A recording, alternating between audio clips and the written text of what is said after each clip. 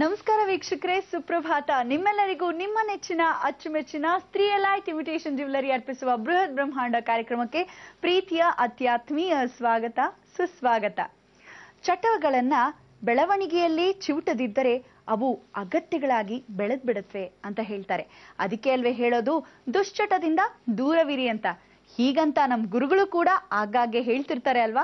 ಅವರನ್ನ ಕಾರ್ಯಕ್ರಮಕ್ಕೆ ಸ್ವಾಗತಿಸಿಬಿಡೋಣ. ಶ್ರೀಯುತರು ಶ್ರೀ ಸಂಪೂರ್ಣ ಸನಾತನ ಧರ್ಮ ಸಂರಕ್ಷಣಾ ಸಮಿತಿಯ ಸಂಸ್ಥಾಪಕರು ಹಾಗೂ ಶ್ರೀ ಸಂಪೂರ್ಣ ವರಮಹಾಲಕ್ಷ್ಮಿ ಮಹಾಸಂಸ್ಥಾನದ ವ್ಯವಸ್ಥಾಪಕ ನಿರ್ದೇಶಕರು, ನಮ್ಮೆಲ್ಲರ ನೆಚ್ಚಿನ ಪ್ರೀತಿಯ ಗುರುಗಳು ಶ್ರೀ ನರೇಂದ್ರ ಬಾಬು ಶರ್ಮಾ ಗುರುಜಿಯವರು. ನಮಸ್ತೆ ಗುರುಜಿ, ನಿಮಗೆ ಬೃಹತ್ ಬ್ರಹ್ಮಾಂಡ ಕಾರ್ಯಕ್ರಮಕ್ಕೆ ಪ್ರೀತಿಯ ಸ್ವಾಗತ ಗುರುಜಿ. ನಮಸ್ಕಾರ ಗುರುಜಿ. ಇವತ್ತು ಗುರುವಾರ, ನೀವು ಹೇಳ್ತಿದ್ರಿ ಲಂಕಾ ಪ್ರವಾಸ ಮುಂದುವರಿಯತ್ತೆ, ಇನ್ನೊಂದು ಜಾಗಕ್ಕೆ ಕರ್ಕೊಂಡು ಹೋಗ್ತೀನಿ ಅಂತ. ಇವತ್ತು ಎಲ್ಲಿ ಕರ್ಕೊಂಡು ಹೋಗ್ತಿದ್ದೀರಾ? ಎಲ್ಲ ವೀಕ್ಷಕ ಬಾಂಧವರಿಗೆ ಪರಿಪೂರ್ಣವಾದ ಸ್ವಾಗತ ನಮ್ಮ ನಿಮ್ಮೆಲ್ಲರ ಬ್ರಹ್ಮಾಂಡ ಲೋಕಕ್ಕೆ. ಇವತ್ತಿನ ದಿವಸ ಬಹಳ ವಿಶೇಷವಾಗಿರ್ತಕ್ಕಂಥ ಗುರುವಾರ, ಗುರುಗಳ ಅನುಗ್ರಹವಾಗಿ ಪಡೆದಿರತಕ್ಕಂಥ ದಿನಗಳು. ಇಂಥ ಒಂದು ಗುರು ಮಹಿಮೆಯಲ್ಲಿ ನಾವು ಲಂಕಾ ಪ್ರಯಾಣವನ್ನು ಮಾಡಬೇಕು.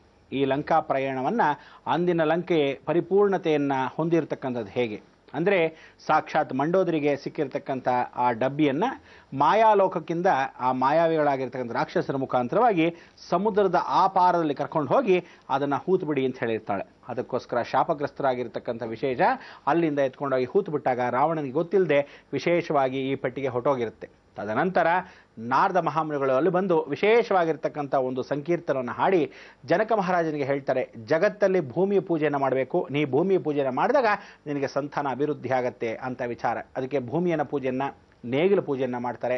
ಆ ನೇಗಿಲ ಪೂಜೆ ಮತ್ತು ಭೂಮಿಯ ಪೂಜೆಯನ್ನು ಒಳ್ಳೆ ಸಂದಿಗ್ಧ ಕಾಲದಲ್ಲಿ ಮಾಡ್ತಾರೆ. ಅಂಥ ಸುಭಿಕ್ಷ ಸಿಕ್ಕಿದಾಗ ಮಳೆ ಬೆಳೆ ರಾಜ್ಯಾದ್ಯಂತ ಸುಭಿಕ್ಷವಾಗಿರ್ತಕ್ಕಂಥ ಎಲ್ಲ ರಾಜ ಮಹಾರಾಜರು ಪ್ರಜೆಗಳು ಸುಖವಾಗಿರ್ತಾರೆ ಅಂತ ನಾರದ ಮುನಿಗಳ ಆಶೀರ್ವಾದದಿಂದ ಈ ವಿಶೇಷವಾಗಿರ್ತಕ್ಕಂಥ ಕಾರ್ಯಕ್ರಮವನ್ನು ಹಮ್ಮಿಕೊಳ್ಳೋಣ ಅಂತಾರೆ. ಬಹಳ ಸಂತೋಷ. ಜನಕ ಮಹಾರಾಜರು ಪ್ರಾರಂಭಿಸ್ತಾರೆ.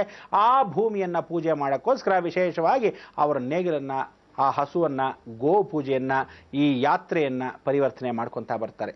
ಸರ್ವದಾ ನಿತ್ಯ ಅಂತ ಹೇಳಿ ಆ ನೇಗಿಲ ಜೊತೆಗೆ ಪೂಜೆಯನ್ನು ಮಾಡ್ತಾ ಇದ್ದ ಭೂಮಿಯ ದೇವಿಗೆ ಸಂಪೂರ್ಣವಾಗಿ ನಮಸ್ಕಾರವನ್ನು ಮಾಡಿ, ತದನಂತರ ಆ ನೇಗಿಲು ಎಳಿತಾ ಎಳಿತಾ ಎಳಿತಾ ಎಳಿತಾ ಹಸುವು ಪರಿಪೂರ್ಣವಾಗಿ ನೀಗ್ತಾ ಇರೋ ಹಾಗೆ ಸಂಪೂರ್ಣವಾಗುತ್ತೆ. ಆ ನೇಗಿಲು ಅಲ್ಲೇ ನಿಂತು ಹೋಗುತ್ತೆ. ಯಾಕೆ ನಿಂತು ಹೋಯಿತು ಅಂದಾಗ ಎಳಿತಾರೆ, ಮತ್ತೊಂದಷ್ಟು ಜಗಿತಾರೆ. ಜಗದು ಜಗದು ಜಗದು ಏನೋ ಆಗದೆ ಇದ್ದ ಹಾಗೆ ಆ ನೇಗಿಲು ಬರೋದೇ ಇಲ್ಲ.